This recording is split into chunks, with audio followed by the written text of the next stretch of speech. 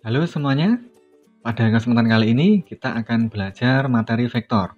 Nah, nanti kita akan membuktikan identitas trigonometri dengan menggunakan hasil kali titik vektor dalam dimensi 3. Nah, ternyata materi vektor, ya, khususnya hasil kali titik itu terkait dengan materi matematika lainnya, yaitu trigonometri.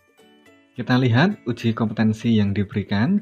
Nah, di sini kita diberikan dua vektor dalam dimensi 3, ya. Vektor U dan vektor V. Bentuk komponen vektor U itu adalah cos alfa, sin alfa, 0, sedangkan bentuk komponen dari vektor V itu adalah cos beta, sin beta, 0. Nah, di sini diberikan syarat alfa itu lebih dari beta, ya. Sudut alfa itu lebih besar dari sudut beta. Perintahnya adalah tentukan hasil kali titik kedua vektor tersebut untuk menunjukkan identitas trigonometri berikut. Identitas trigonometri yang dimaksud adalah cos alfa min beta sama dengan cos alfa kali cos beta ditambah sin alfa dikali sin beta. Nah, inti dari soal ini kita diminta untuk membuktikan identitas trigonometri yang diberikan dengan menggunakan hasil kali titik antara dua vektor yang diberikan. Nah, bagaimana caranya? Kita lihat. Yang pertama kita lakukan adalah identifikasi karakteristik geometris, ya. Karakteristik geometris dari apa? Karakteristik geometris dari vektor-vektor U dan vektor V. Pertama yang kita identifikasi adalah panjangnya, ya. Panjang vektor itu bisa ditentukan dengan mengakarkan jumlah kuadrat dari komponen-komponennya, yaitu akar dari kuadrat cos alfa ditambah kuadrat sin alfa ditambah 0 kuadrat, yang jika disederhanakan akan menjadi akar dari cos kuadrat alfa ditambah sin kuadrat alfa, yang sama dengan akar 1. Nah, kenapa demikian? Karena kita menggunakan identitas trigonometri.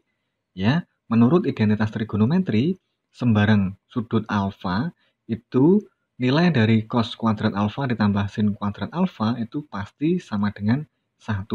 Selanjutnya, kita tentukan juga panjang dari vektor V. Dengan cara yang serupa, kita bisa menentukan bahwa panjang dari vektor V itu juga sama dengan 1. Nah, ternyata di sini kita menguak, kita memperoleh bahwa vektor U dan vektor V itu merupakan vektor-vektor satuan, yaitu vektor-vektor yang panjangnya satu satuan. Nah, karakteristik berikutnya itu terkait dengan posisinya, ya. Koordinat Z vektor-vektor U dan V sama dengan 0, sehingga kedua vektor ini berada pada bidang XY, karena koordinat Z dari kedua vektor ini sama dengan 0. Dengan menggunakan trigonometri lingkaran satuan, vektor-vektor U dan V dapat dinyatakan sebagai berikut. Nah, di sini kita menggunakan trigonometri lingkaran satuan, kenapa? Karena U dan V itu sama-sama merupakan vektor satuan.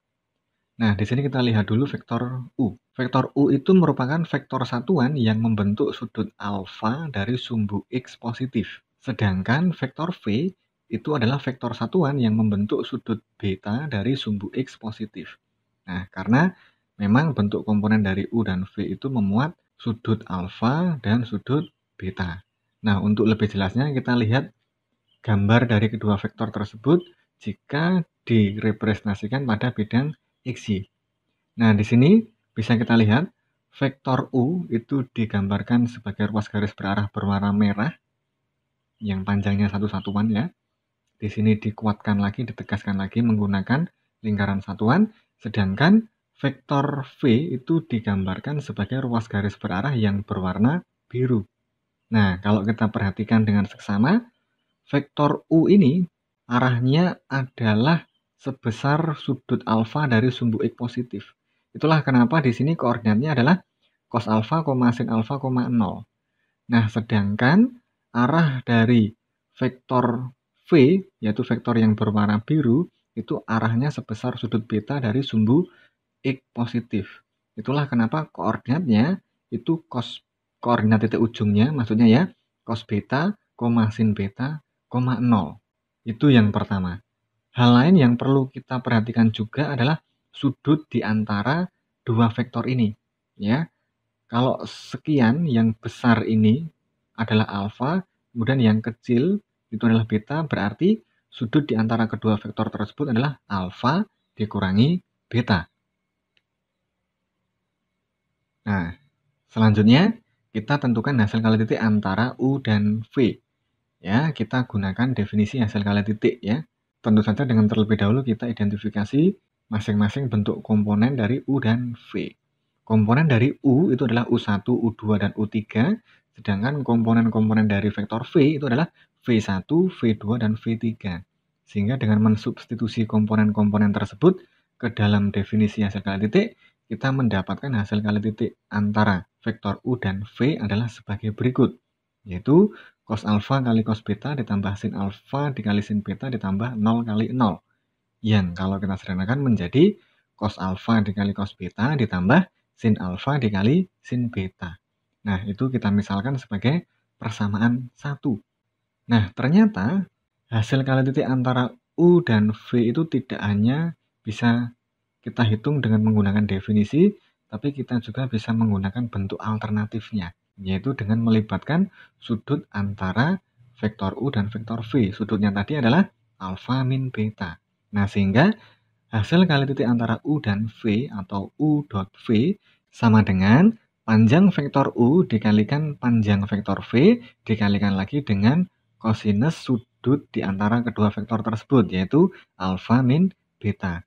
Kita tahu tadi bahwa panjang atau besar vektor U dan V itu masing-masing 1. Sehingga kita bisa sederhanakan menjadi 1 dikali 1 dikalikan cos alfa min beta, yang sama dengan cos alfa min beta. Nah, ini kita misalkan sebagai persamaan 2. Berikutnya, kita substitusi persamaan 2 ke persamaan 1. Ya. Tadi kita mendapatkan persamaan 1 seperti ini. U dot V sama dengan cos alfa cos beta ditambah sin alfa sin beta. Sedangkan persamaan 2 itu kita mendapatkan U dot V sama dengan cos alfa min beta. Nah, kemudian kita substitusi persamaan 2 ini ke persamaan 1 dan kita mendapatkan cos dari alfa min beta itu sama dengan cos alfa kali cos beta ditambah sin alfa dikali sin beta. Nah, sehingga kita bisa menyimpulkan bahwa memang betul terbukti bahwa cos alfa min beta itu sama dengan cos alfa cos beta ditambah sin alfa sin beta untuk semua sudut alfa yang lebih dari beta. Ya, ini seperti yang diberikan di soal di awal tadi ya, mempersyaratkan bahwa alfa itu lebih dari beta. Nah, saya di sini memiliki tiket keluar. Coba pikirkan, apakah identitas trigonometri tersebut, yaitu identitas trigonometri ini, masih berlaku untuk alfa yang kurang dari atau sama dengan beta? Kalau sudah ketemu jawabannya, coba pikirkan juga alasannya mengapa kok demikian.